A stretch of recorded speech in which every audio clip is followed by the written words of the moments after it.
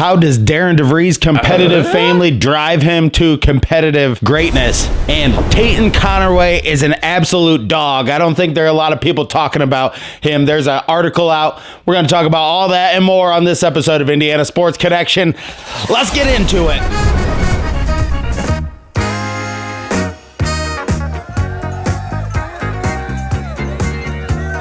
Pretty simple. I win. Basketball is a way of life in Indiana that many people will never understand. Hello, guys. Welcome to Indiana Sports Connection. I am your residential anchor, Aaron. Thank you so much for being here and being part of this community. So, there was a ton of Indiana news coming out all through the month of April, and it just kind of like came to a screeching halt. I've been watching, a ton of the Pacers and the NBA playoffs and stuff like that. But today, we got some interesting things to talk about. We're going to talk about really the brothers' connection between Jared DeVries and Darian DeVries and how that really can drive somebody. And I know what you're thinking, Archie Miller and Sean Miller, but we'll talk about why that's different than Darian DeVries' situation with Jared DeVries. What? And we'll talk about Tayton Conway at the end of this because there's an article about him out just showing his personality, showing who he is as a player. And we'll get into talking about that a little bit because I think this dude is an absolute dog and he's going to be a great player for Indiana. If this is your first time here, hit that subscribe button down below. This is Indiana Sports Connection across the country and across the globe. Hit that thumbs up button. It really helps grow the channel. It helps grow the Indiana Hoosier fan base. And it just pumps the video out to more people across the country, across the world. And hit that bell notification. Anytime I go live, then you'll get a notification because I will be making a lot more live videos. But anytime there's breaking news, and I get it, I will go live and show that stuff. And I do have a contest. So the person who won this sweatshirt, they never emailed me. So comment down below on this video, and one of the comments, I will pick a person and you'll win this sweatshirt. So that'll be on the next video. And thank you so much for everybody for watching. And we're to 3,100 subscribers. The channel is growing very quickly, and we'll have a ton of stuff to talk about the Hoosiers all this next year. And 10% of the AdSense revenue on this channel goes to T2T.org. Without further ado, let's get into talking about the Indiana Hoosiers. All right, Hillbilly Monkey. We got a bunch of stuff to talk about on the show today. If you notice, if you've been watching the show a while, I dropped the betting apps from the show. I don't really bet that much. I have made some money off of them, but there's something sinister about these betting apps, and just something like I just don't like them being everywhere. And I know they're using a lot of people on YouTube and stuff like that to advertise it everywhere, but they really don't match up with what I do. I don't really bet that much, and I suggest if you're just like a middle class dude, like if you're betting more than don't bet your mortgage on these games, because I see it happening, and it can really destroy people's lives. Let's move on from that. But let's get into talking about the family dynamic of the DeVries family. 5 kids. Darian DeVries is the oldest of 5 kids. His brother Jared, he played with him in high school. Hillbilly Monkey, I think we have a clip of them with classic mullets. I know people are going to love to see this.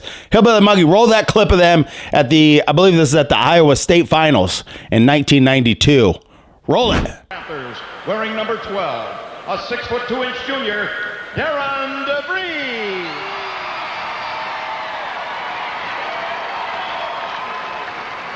At guard for the Wolves, wearing number 12. At center for the Panthers, a 6'4" sophomore, wearing number 50, Darian DeVries. At guard for the Wolves, wearing number 22. But when you look across the landscape of coaching, I specifically want to look at, John and Jim Harbaugh, look at their relationship, and look at the relationship between Dan and Bobby Hurley. I know Dan is the younger brother of Bobby Hurley. And then we'll look at the relationship between Archie Miller and Sean Miller and why that is different than what Darian DeVries has. Basically, it just boils down to this. If you are a player that doesn't have the level of talent, like, although Darian DeVries was a great basketball player in high school, played at Northern Illinois, he wasn't an NBA talent. He didn't have that type of athleticism. To have a front row seat to watch your brother who made it into the NFL, that allows you to sit back and kind of see how people with a lot of talent can drive themselves to do things. It just gives you a front row seat and access into a world that most people never really get to see. The world of professional sports, the world of what does it take to get there, you know? And you see a lot of times where the less talented brother, and I would like definitely throw Bryce Drew and Scott Drew into this as well, because a lot of times the brother that has success at the sporting side of it, the other brother will have a lot of success at the coaching side of it. And there's no secret to that. It's just, I look at Anthony Richardson too. Like when you're a guy like Mike Woodson was a guy who the game came naturally to him. He was a great player. He was a great shooter. He had a great touch. It's hard for somebody, sometimes talent, it's just you have these innate abilities to be able to do things. Like Mike Woodson, he had a great, what I don't understand is when he watches somebody and they can't shoot the ball off the backboard, like he was able to use the backboard and get the ball in the basket in many ways. Look at how much harder it is for that guy to translate that into coaching, because it's almost sometimes talent is something that just can't be taught to somebody. It's just you have an innate ability to do these things, and it's great for your team, but for you to be able to break it down into the fundamental parts, that is what is so important. Break something down into the fundamental parts. And also, in the world of coaching, it has to be scalable and repeatable year over year over year. Just having high levels of talent every single year, thinking that you're going to have like a Cooper Flag on your team. See, I am interested to see how Duke does with John Shire now that they won't have a top talent, or maybe they'll keep getting guys like him. That's just unrealistic. Indiana University basketball has always been built off of like gritty determination. And that's what Darian DeVries, I think him growing up on a farm, having that type of like upbringing is going to go a long way in him being a great coach. And the difference between Archie Miller and Sean Miller, maybe I looked this up and didn't really know it before I looked it up. There's 10 years difference between them. Between Darren and Jared DeVries, there's 2 years difference. John and Jim Harbaugh, there's just a few years difference there. Dan Hurley and Bobby Hurley, there's a year and a half difference between those two guys. Bryce Drew and Scott Drew, there's only like 4 years difference between them. If your brother is out of high school before you're even in high school, you're not going to relate to them in the same type of way. They're going to view you as more of a little kid. You're not going to have that same like competing against each other type of attitude. So there we go. I think Darian DeVries, like looking at his family history, and I was like just looking where he grew up in Applington, and he played all sports. But yeah, his siblings, Jared, Dusty, and Jay, and then his sister Jody, they all played in college. He's just from a very competitive family.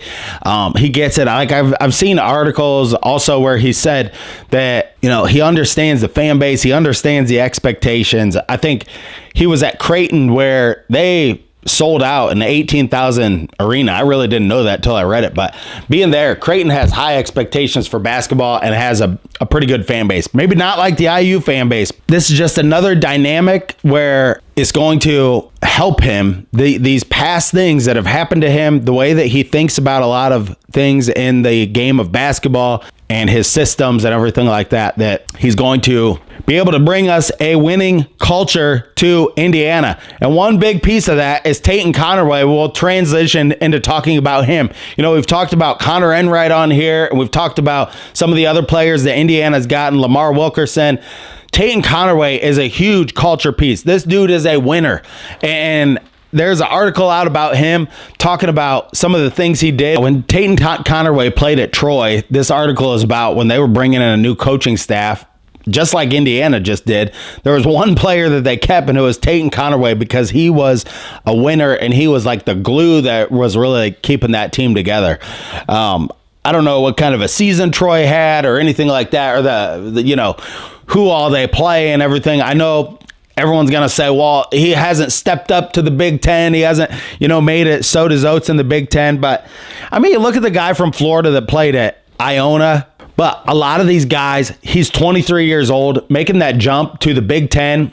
He has 2 years experience at Troy. But here's one of the excerpts from this article about Tayton Conway. The game seems to slow down for Conway with his ability to quickly read a defense. He sees opportunities open up before they happen, finding angles and anticipating his opponent's next move before reacting accordingly. Seeing things and finding these angles to be able to pass the ball to guys, he did that very, very easily, Jackson said. This dude is a dog. I would compare him. I was watching some of his plays. I would compare him to Chucky Hepburn. He gets everybody involved. He is like a coach on the floor type of player.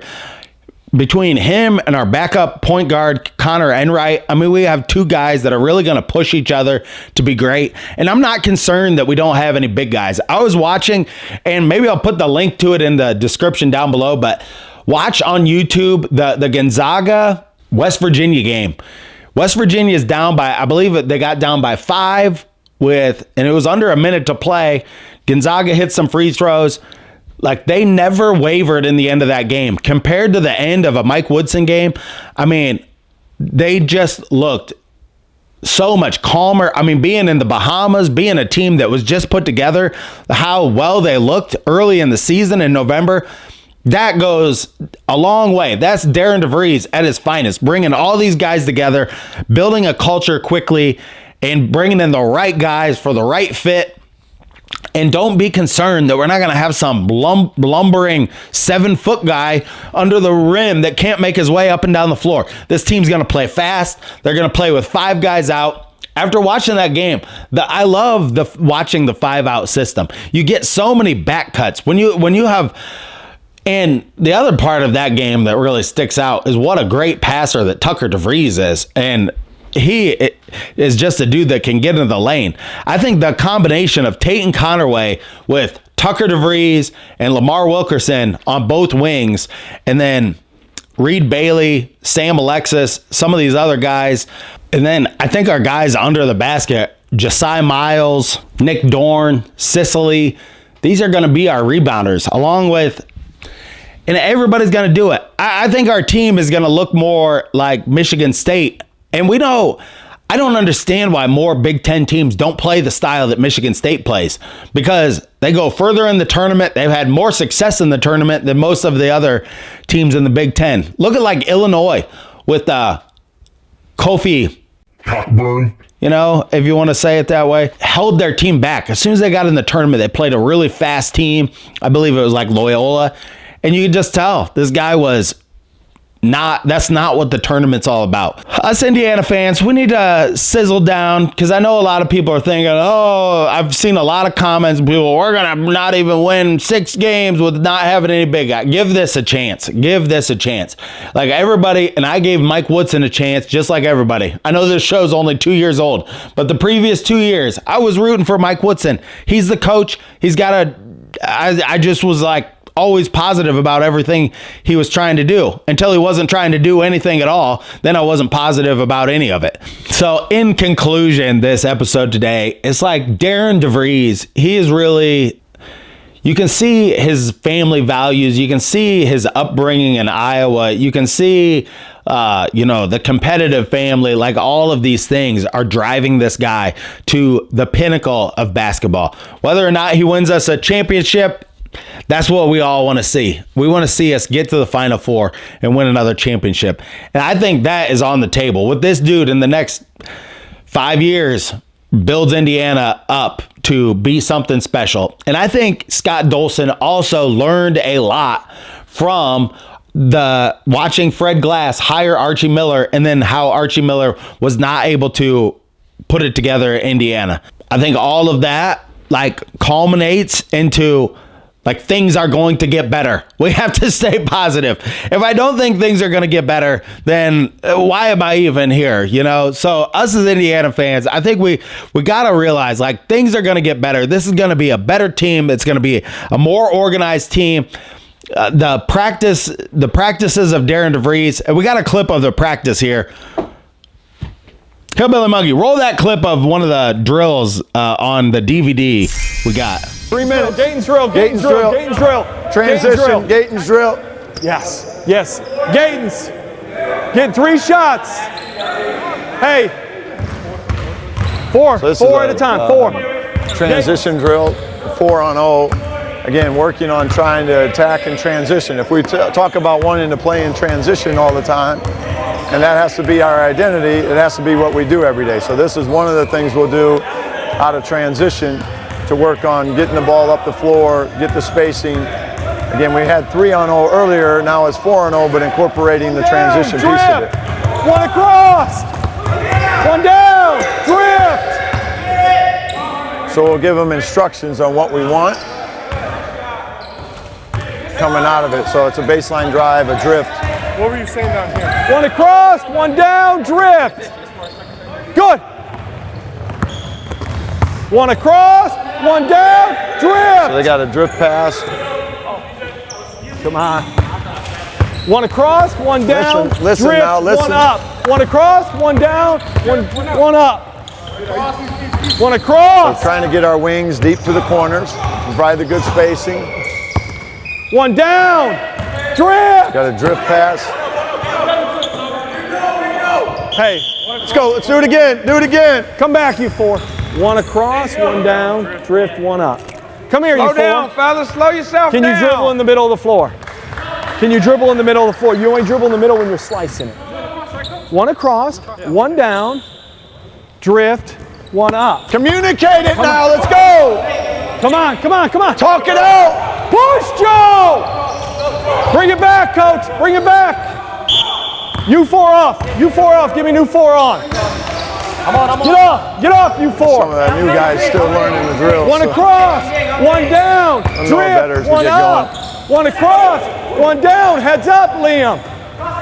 1 across. Part of the reason we do this too, we give them 3 or 4 things. This dude has really organized practices that are very intense, that builds your team to be ready to play in the games. That's why that team at West Virginia looked so polished early in the season, because he had his shit together. Unlike the last coach we had here, we don't want to talk about him anymore. But Hillbilly Monkey, what do you think about Carved from the sands of the Wabash River and formed into a monkey lamp that's sold at Home Goods. It's the Hillbilly Monkey Perspective on Indiana Sports Connection. Well, you're right. I mean, families that have brothers and sisters that are all competitive and they all push each other, it becomes a way of life. Being competitive at everything you do and trying to be the best, it becomes what you stand for. And when that's your culture, when that's your values, and then you can like translate that to other people, it's genuine. You ain't full of shit. You just got to go out there and keep doing what you're doing and let people know, like, I'm yelling at you. It's not because you got a bad this or bad that. It's because we're all here for one reason, and that's to get better. And that's the only reason why you would want to come to Indiana, not to make it to the NBA, not to do this, not to do that, to make Indiana great and to focus on the things in front of you right now. There's an old saying, to be where your feet are, and that's a saying because you got to stay present, stay in the moment, and just make yourself get a little bit better every single day. And Frank Reich, I know he said that all the time, and it drove me nuts, but I'm going to say it again right here because I think Darian DeVries is going to bring it to the table. Yeah, absolutely. I think DeVries is going to bring this competitive fire. I think we're just going to have teams that are more competitive on the floor, that compete from beginning to end, that don't show up, and we will get blown out in some games. I mean, that happens in basketball. You have an off shooting night. You can take that if it's just a one-off, and most of the time the team competes, because West Virginia, they got beat badly by Pittsburgh. I watched that game, and it's going to happen. Will we be upset about it? Yes, we will. But we won't have the coach, I don't think, throwing it back in our face like, oh, you got no reason to be upset that we lost that game to Auburn by 25 points and we're never competitive in any of the teams we played inside the top 50. That's not it. This guy's just going to get back to work and make it better the next time. That's all we want to see. We just want to see the effort out there. We want to see that the effort's there, the competitive fire's there, and that we're able to get this done in a big time way. And I think it's coming to Bloomington. I got some new merch coming out soon. Hoosiers 2.0 shirts and some Hillbilly Monkey merch and stuff like that I'm just waiting for it to get approved on the site. Thank you so much for joining me on this episode of Indiana Sports Connection. Until next time, stay classy out there, Hoosier fans.